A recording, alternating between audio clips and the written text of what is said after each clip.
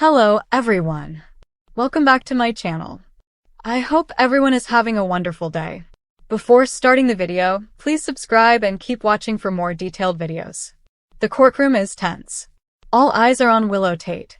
She stands, calm on the surface, yet inside turmoil churns. Her case has been declared ready for trial.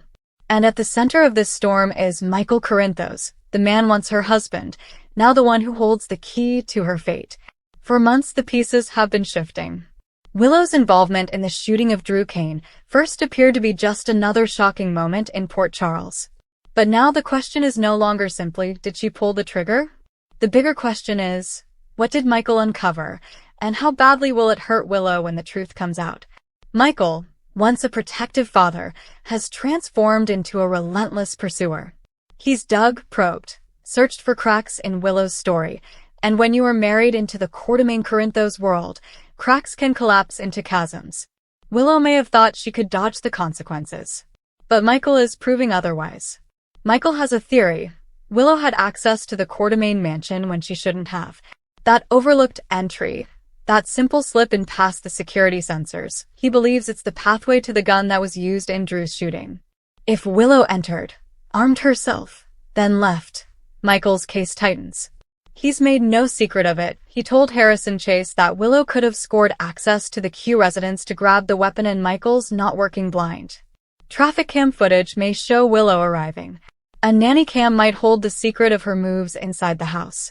The security logs, the exit times, the minor discrepancies, they all add up. Michael's gathered tips, including one that quietly rattled investigators.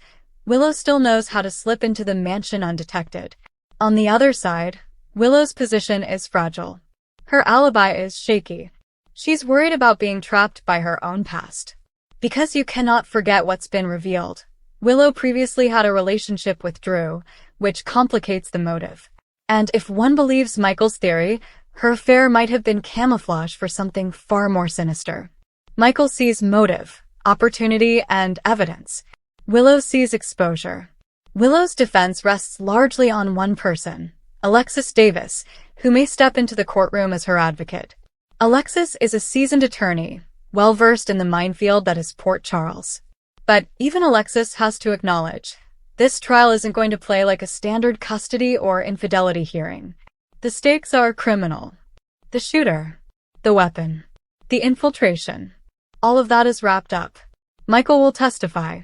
He wants to bring in Daisy Gilmore's stalker narrative, the gun, the mansion access, Willow's past missteps, all connected. If he puts them together, Willow's world may implode. In the trial setting, picture Michael on the stand. Calm, resolute. He lays out the timeline. Willow at the mansion. The gun disappearing from the Courtemain collection. Traffic cam footage showing a car. Moments later, Drew shot. A gun found in someone else's guest house.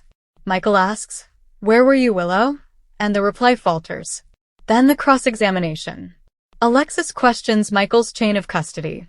She challenges the validity of the footage. She questions whether Michael has planted suspicion rather than evidence. She argues that access doesn't equal guilt.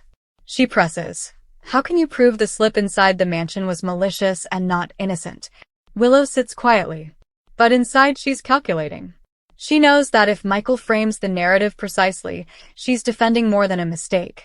She's defending her life as she knows it.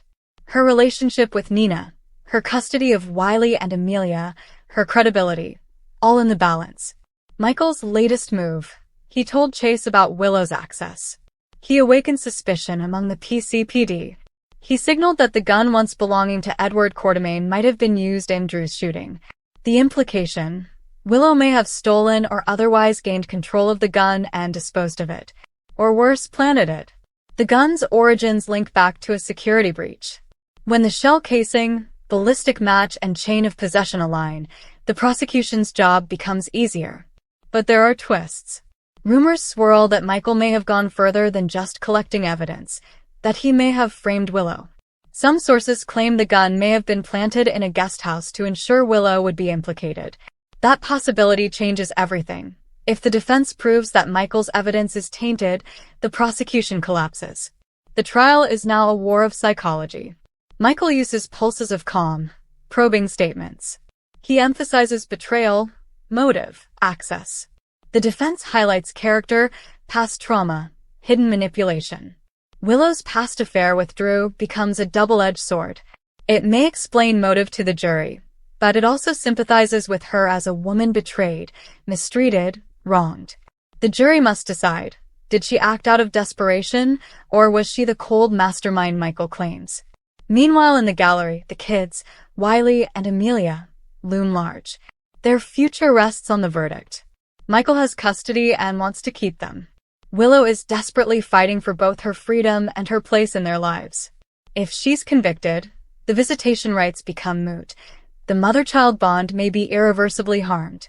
Michael's new evidence is what turns this from drama to disaster for Willow. The mansion access logs, the footage, the gun's provenance, the alleged stalking of Daisy. All of it points one way to potential guilt. Michael is playing for ultimate victory, not just in the courtroom but over Willow's meltdown. And what of Willow's defense strategy? First, discredit Michael.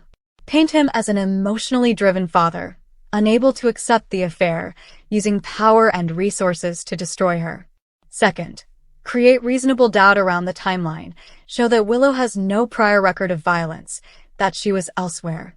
Third, attack the chain of custody of the gun, question the camera's authenticity, raise concerns about security logs. Fourth, appeal to the jury's compassion. Willow made mistakes, yes, but does that make her anticipating those moves? He's prepared responses. He's ready to show the gun belonged to Edward Quartermain, that the master key logs show an unlogged entry at the time in question, that the traffic model shows her car in the vicinity.